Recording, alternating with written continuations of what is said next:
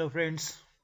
We are back here to tell you something more about FPGAs, field programmable gate arrays. And I told you earlier that this field programmable gate array it has large number of cells, just the logical cells. And today we are going to tell you the inside story of the logical cell. That is, we are going to tell you the logical cell की अंदर की बात. So this is how a logical cell typically looks like. Externally, if you see, externally, if I there is nothing external as such because the entire cell is inside the chip. But if I draw a boundary and say that this logical cell has some inputs, this cell has some inputs. The logical inputs are A, B, C, and D, and the output is over here out. We do have one carry in, as in case of adders you have some carry in and you have carry out. So this is, you can say, you have four inputs A, B, C, D. You have one output from here, one carry input and one carry output, and then there is a common clock, and this common clock is connecting all the cells in the chip to this common clock. Now, these cells can be hundreds, thousands, hundred thousands, or millions in a chip. It's not very unusual to have very large number of these cells inside a chip. But if you look carefully that each cell, this is just one type of the cell, can be made up of basically four things. What are these four things? First thing is this lookup table. LUT stands for a lookup table. And as you see, this lookup table is nothing but it's giving me the logic or a truth table corresponding to A, B, and C. And the output of this will be available over here. And there's a similar lookup table but with a different truth table over here. And the output of that will be available over here. So I will first of all tell you what is a MUX, multiplexer as you can call it. So this MUX has some input over here. I can say this input is 0. If this input is 0, then let us say the upper channel is selected. If this input is 1, then we say the lower channel is selected. And again, I'm repeating, if this input is 0, the upper channel is selected means it is connected to the output. And if this is 1, then this lower channel is selected and is connected to the output. So this D basically is nothing but the one which is selecting this mux. You can see you have a mux over here, you have a mux over here, and then you have a mux over here. I may call this as a left mux, I may call this as a middle mux, and I may call this as the right mux as I look from here, the right mux. Now once this D is 0, then whatsoever is the output corresponding to this upper LUT, that output is selected over here. And if this is the D is equal to 1, if this D is equal to 1, then whatsoever is the output corresponding to the given value of A, B, and C over here, that comes over here. So what you get over here is depending upon whether D is 0 or D is 1. Effectively, this is a 3 input LUT here, this is a 3 input LUT over here, and by putting a mux over here and the D over here, what we get over here is effectively we get a 4 input LUT, 4 input lookup table, depending upon what is the value of A, B, C, and D, depending upon whatsoever is the truth table you feed in over here, whatsoever is the truth table you feed in over here, which is again programmable, you can get the output over here. This is simple combinational output. This simple combinational output, it's a simple mode, or you can call it as a normal mode. Now this normal mode can or cannot be connected. This normal mode may or may not be connected to the full adder unit. What happens in full adder unit? what actually happens in a full adder unit is that sometimes you don't want the output of this or the output of this, but rather you want the sum of over here, the sum of this LUT over here, you want the sum of this and this. So depending upon whatsoever is the value of A and B and C, you want to add some combination of ABC over here and some combination of ABC over here. This is to be added, and since this is a full adder, there must be some carry in which is coming from some previous block or from some internal or external output. So it becomes the input over here, and since it's a full adder, so what is the function of a full adder? Full adder gives me one sum and one carry out. So this sum is going to get over here and this carry out is going to come over here. Now again this mux again can be programmed either to connect the upper channel to the output or to connect the lower channel to the output. If it is if it is programmed to connect upper channel with this output, then the same function will act as in arithmetic mode because we have a full adder in circuit. And if it is connected with the lower channel, then the same logical cell is going to act in the normal mode over here. So once it comes over here, then again you have the third mux. The third mux is that it can work in asynchronous mode or it can work in synchronous mode. In asynchronous mode, the moment you get input, you get output because the upper channel is connected to the output. This delay flip-flop is bypassed, but you want the whole thing to be moving in synchronous mode. It means only when the clock arrives, only when the clock is here, this input which is coming to this will be getting out from here, and ultimately the lower channel is connected to the output. So depending upon this right mux, it can be programmed such that if the upper channel is connected, it's going to work in asynchronous mode without this delay flip-flop coming into picture. But if we program it in such a manner that its output is connected to the D flip-flop or delay flip-flop, in that case, specifically in that case, this entire cell is going to work in synchronous mode. That is, the output will be held and will be updated only when there is a clock which is received.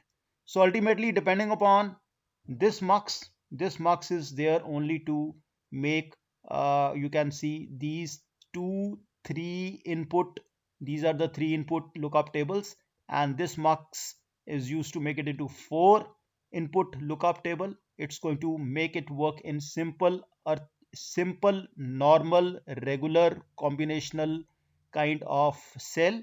The moment we add this full adder to it and make use of this mux to connect it to the upper channel, this works in arithmetic mode, and depending upon whether we are using the upper channel or the lower channel, specifically if we are making use of the lower channel, the same cell starts working in synchronous mode. So it can be working in normal mode, in arithmetic mode, or in synchronous mode depending upon what we select over here in the channel of the mux over here, in the left one or the middle one or the right one. So this is in all, you can see the inside story of a simplest possible logical cell, which is made up of lookup tables, which is made up of full adder, which is made up of D flip-flop, and which is made up of these mux. These mux can be programmed, and these lookup tables, they can be programmed as per our requirement. So this is in all, you can say in simple manner, one simple logical cell. Whatsoever you have understood, my dear friends, in this form, in this pictorial form, the same will be repeated in the text form in the next slide. Let's have a look at that also.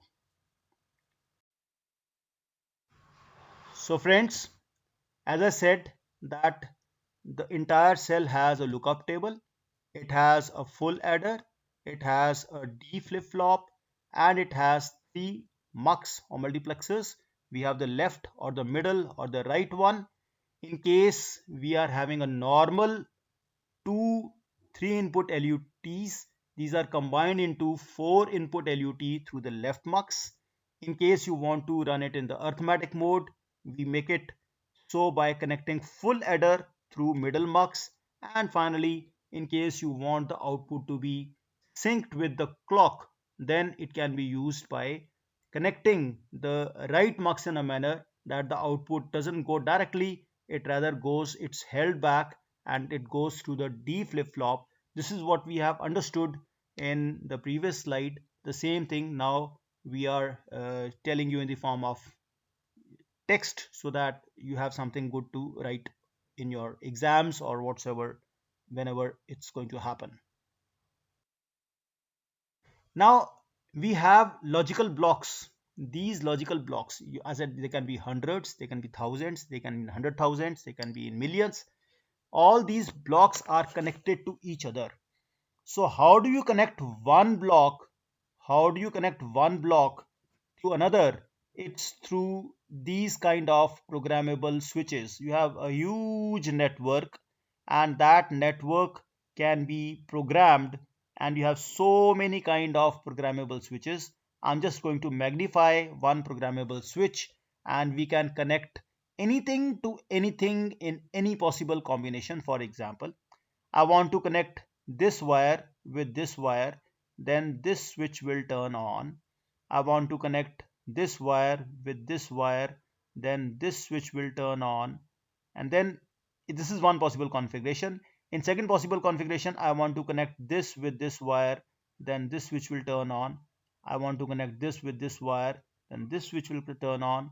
Suppose I want to connect this wire with this wire, then this switch will turn on. I want to connect this wire with this wire, then this switch will turn on. So depending upon, these are all programmable switches. I can program these switches. I can turn any of the switches on or off and connect this wire to any of these wires. Any one wire can be connected to any other three wires through these switches as per our requirement of the circuit, and everything is programmable. We don't have much to worry about in all these cases.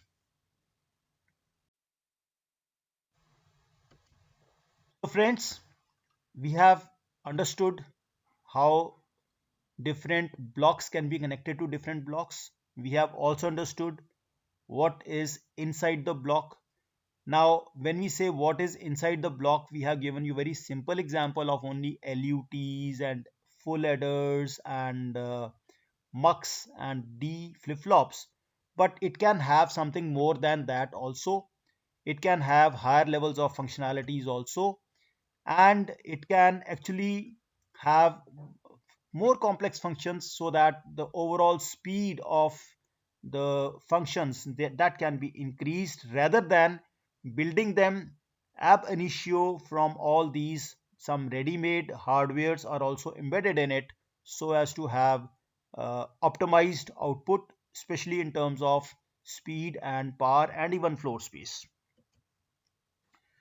So it means that you can have a built-in multiplier, you can have a built-in DSP blocks, you can have a built-in embedded processors itself, or you can have high-speed IO logic, and you can have embedded memories. So ये अंदर की बात can be something more complex than what we have seen earlier, depending upon what is the overall role to be played by FPGA.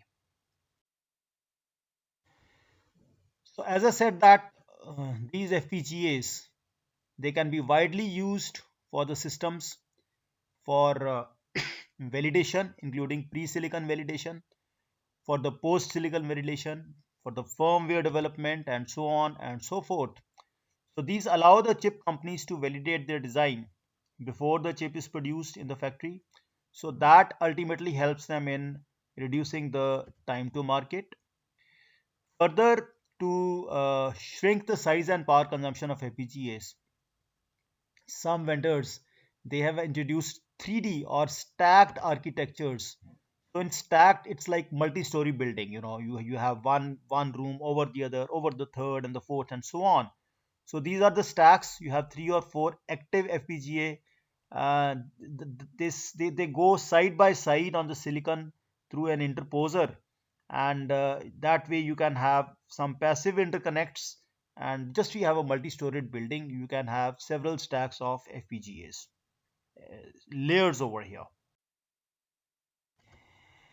Now we have seen that lot of programming. You want to connect one block to another, you have to program it. You want to connect one mux inside the block, you have to program it. Whatever goes inside the LUT, you have to program it. There's a lot of programming. That programming actually is actually helping us to describe the hardware, and therefore the software which is used to describe the hardware, it is called hardware description language, or in short it is called HDL. It is also called schematic design, but we will be commonly referring to it as HDL, or hardware descriptive language. So this HDL form is more suited to work with the large structures because it's possible to just specify them numerically rather than drawing every piece by hand. We just write it in the form of numerals, and the schematic entry can follow for easier visualization of the design. So what we are going to do is we are going to use electronic design automation tools, and the technology mapped netlist is generated. You can see the word I have used is netlist. So it's very important to understand what is netlist. So it is formally described as a netlist is a description of connectivity. It is a description of connectivity of electronic circuit, which block is connected to which another block through programmable switch. Once you have a complete list of all the blocks which are connected to everything else, either they be connected to inputs, or they may be connected to outputs, or they may be connected to something else within the circuit. So this entire list of the connectivity as such, the complete net, is called netlist. In the simplest form, you can say a netlist consists of a list of electronic components in a circuit and a list of nodes they are connected to. So what are the total components? So what are the nodes? So which component is connected to which node? So that way which component ultimately is connected to another component, or to the input, or to the output. This entire thing is described in a net list. Now, when you call net or a network, so strictly speaking, what is net? Net is a collection of two or more interconnected components. A single component in isolation cannot be in net. The moment you have two or more components, then there have to be some possible combination or ways in which they are connected. So that the way they are connected is it's called ultimately a network. The structure, complexity, and representation of netlists can vary considerably, but the fundamental purpose of every netlist is to convey the connectivity information. What is connected to what, in what manner, series, parallel, whatsoever manner. So which input is connected to which output, and vice versa. It can be ultimately be described through this net list or through this network. These netlists, they usually provide nothing more than instance, nodes, and perhaps some of the attributes of the components which might be involved in this netlist. So netlist is something not very comprehensive, other than simply giving us the details of connections which are there in the various portions of the network. Now we have logical blocks. These logical blocks, as I said, they can be hundreds, they can be thousands, they can be in hundred thousands, they can be in millions. All these blocks are connected to each other. So how do you connect one block? How do you connect one block to another? It's through these kind of programmable switches. You have a huge network, and that network can be programmed, and you have so many kind of programmable switches. I'm just going to magnify one programmable switch, and we can connect anything to anything in any possible combination. For example, I want to connect this wire with this wire, then this switch will turn on. I want to connect this wire with this wire, then this switch will turn on, and then this is one possible configuration. In second possible configuration, I want to connect this with this wire.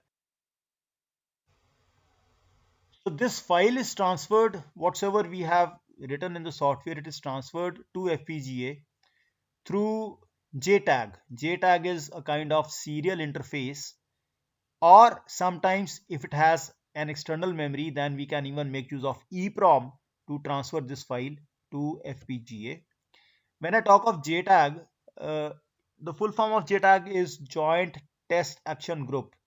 So this is Electronic Industry Association. It was formed way back in 1985 and specifically for developing a method of verifying designs and testing printed circuit boards, or what do you call that, as PCBs, after they have been manufactured. So sometimes later in 1990, the IEEE, as we call it, Institute of Electrical and Electronic Engineers, codified the results of the effort in IEEE standard. This is number 1149.1 dash 1990. 1990 is the year. This is a standard test port and boundary scan architecture. So this is used for this stuff over here.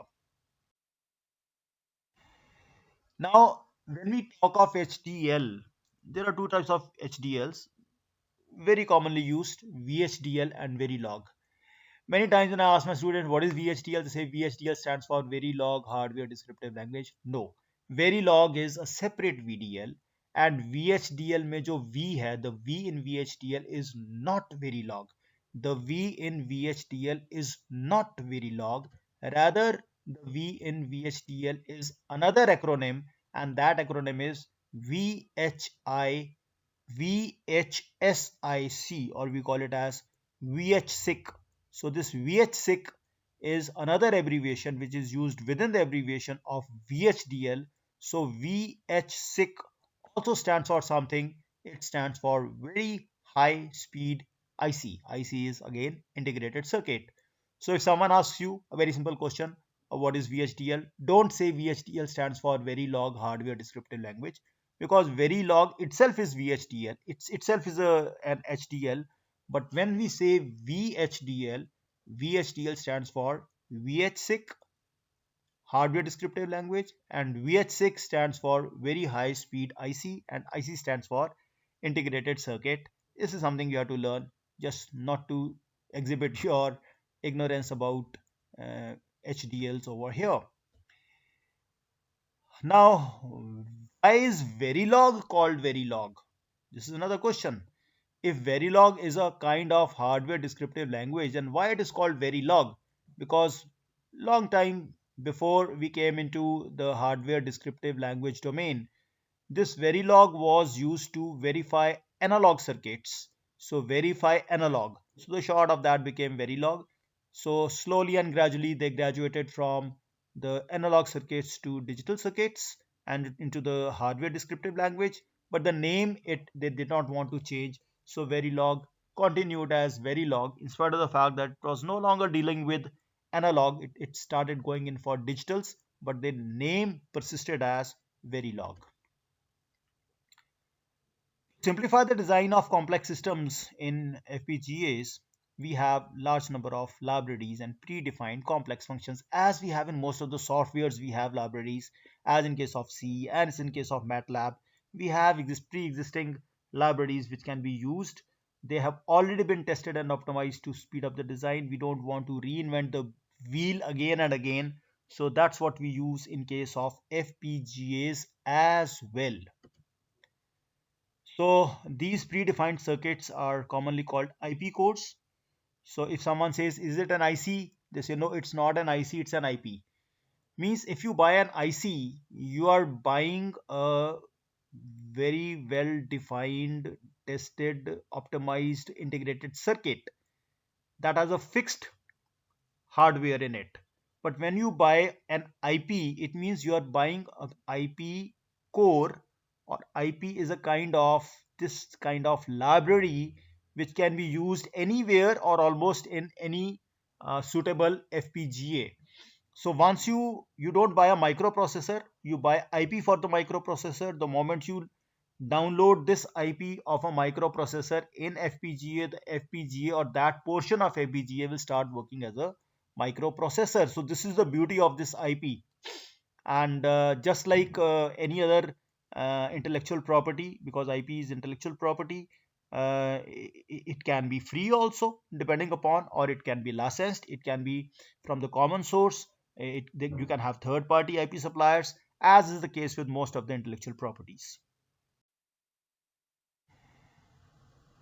The other predefined circuits are available from developer communities.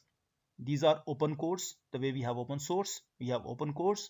These are typically released under free and open source licenses.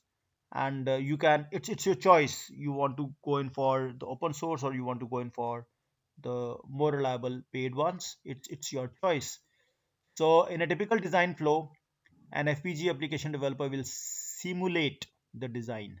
It will it will be very beneficial for him to simulate at multiple stages throughout the design process. This is what we call it as, you don't just check it in the end. You go on building and you go on testing, you go on building and you go on testing in step by step function. We call it also as the agile model. It's called agile model, as compared to, or as contrasted to, the watershed model. In watershed, you build everything and you test at the end, and that can be very risky. In agile, it looks like it's more time consuming, but it's always better you keep on simulating and checking at various stages in between, and then you go on adding to it. So that's agile model. You can say this is what we follow in case of FPGAs. Now we have RTL, and just I want to keep this as a secret. What is RTL? I can tell you what is an I will be telling you what is an RTL.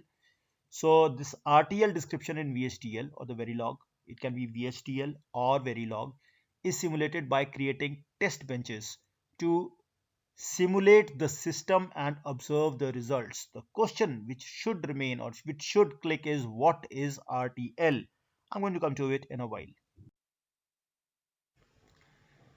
So friends, this RTL, as I told you, it's register transfer level. So this RTL is a design abstraction which models a synchronous digital circuit in terms of the flow of digital signals. This flow of digital signal means it's a data. The flow of digital signals is nothing but the data. Data between what? Where the flow is? Between hardware registers and the logical operations performed on those signals. So this entire thing we say is it's an abstraction of the model. This abstraction, this digital circuit design, it's the RTL, or the registered transfer level. Now you can have a synchronous circuit that can be consisting of a simple combinational logic, or it can have some registers. And the registers, which are usually implemented as the delay flip-flops, as we had seen in the under key bath. So that delay flip-flops are there. They synchronize the circuit's operation to the edges of the clock signal, and are the only elements in the circuit that have memory property. These are the only elements in the circuit that have memory properties. So you want to have memory of some sort, you have to go in for registers, and mostly we have registered in the form of D flip-flops. As far as the combinational logics is concerned, they perform all logical functions in the circuit, and they typically consist of the logic gates. You have already studied so many of the logic gates. So this, for example, my dear friends, you can see you have a register on the right and you have a combinational logic on the left, and the combinational logic in this case is only NOT gate. You're taking the simplest of all the gates is NOT gate. So we are having some toggling to happen on the rising edge of the input. So whenever there is a clock and there is rising of the clock, the output is going back to D, as you can see. If you want to just have a proper look at it, whenever the positive edge of the clock comes, whatsoever is the output, the same output comes over here. It gets inverted. It's already available over here, and every time the clock comes, this D which is available over here, it gets toggled. It gets not of this. There's a not of this. So this not of this is available at the Q. So output is nothing but whatsoever was the previous output, that gets toggled. So every time There's a positive edge. If it was 0, it becomes 1. If it was 1, it becomes 0. It keeps on toggling. So this simple circuit, as you can see over here in the hardware, it can be described in the form of in HDL, this hardware descriptive language, in the form of HDL statements. And let us see how do these HDL statements, how they look like, and how do you get a feel of those in coming 2 3 slides, as you can see. So you have a NOT gate or inverter form. This is the combination logic in the circuit, and the register is going to hold the state. So when designing digital integrated circuits with a hardware descriptive language, or what we call it as HDL, the designs are usually engineered at the higher level of abstraction rather than at the transistor level. We don't go at the transistor level, but we go to this kind of circuit. As you just have you visualize this, you take a photograph of this in your mind, and whenever we describe this again, you have a clock, you have an output, and output is getting toggled at the every clock, as we have said. So that we have to recall whenever we describe these statements in future, in the coming few slides. So you have the HDL. The designer declares the registers, first of all, which roughly corresponds to the variables as we declare in the programming language. It describes the combinational logic by using constructs that are familiar from programming language, such as if, then, else, and so on. It can have some arithmetic operations also. And this level, this entire level for describing the things, is called register transfer level. I'm repeating, it's called register transfer level, or RTL. So the term refers to the fact that the RTL focuses on describing the flow of signals. It's register transfer level. Transfer means it's the flow of signals between the registers. And as an example, the circuit mentioned, which we have seen in the previous slide, it can be described in VHDL as follows. You just visualize, you recall whatsoever was the picture you had made in your mind, that we're going to describe in the next section. So what is there? The knot of Q, the knot of Q, that goes to D, and whenever there is a process clock, then it begins, and the rising of the clock, whatsoever is in D, that goes in output. So the knot of Q goes in the D, and whatsoever is in D, it goes in the Q. It means that the rising clock, the output will toggle, and this is end. This is end. We have, if there is a clock, then this is going to happen. This is end of the if process. This is end of the process. If there is no clock, nothing will happen. As simple as that. So what after this RTL thing? Once we have gone in for this RTL, register transfer level, next, after the synthesis engine has mapped the design to a netlist, the netlist is translated to a gate level description where the simulation is repeated to confirm the synthesis proceeded to confirm the synthesis proceeded without errors. This is very important. It has to go without errors. So finally, the last word, finally, the design is laid out in the FPGA, at which point the propagation delays can be added and the simulation run again, because you run the simulation again and again and again with these values back annotated onto the net list, so that there is no error. We are taken into account everything. We are taken into account even the propagation delays, so that there's a proper sync between all the components as such. So that is all about FPGAs, folks. This is all I have to say at this stage, because anything we can go beyond this is also possible, but this is beyond the call of, even this was beyond the call of the syllabus. I have gone beyond the call of the syllabus so that you get to know something about FPGAs, you get to know something about HDL and VHDL and Verilog, and all the things, how they go in for, and something about the IPs, what are IP codes, and so on and so forth. I hope this you find it as in a way as something more interesting. It's opening the gates. You can always go in for more videos and more tutorials available online. So you have some background, you have some terms you are familiar with, and you can explore them further. In case you have any queries or you have any comments, you can always contact me through any of the means. And I thank you for your patience for being with me, and I hope you have a safe stay. Enjoy learning. Bye bye.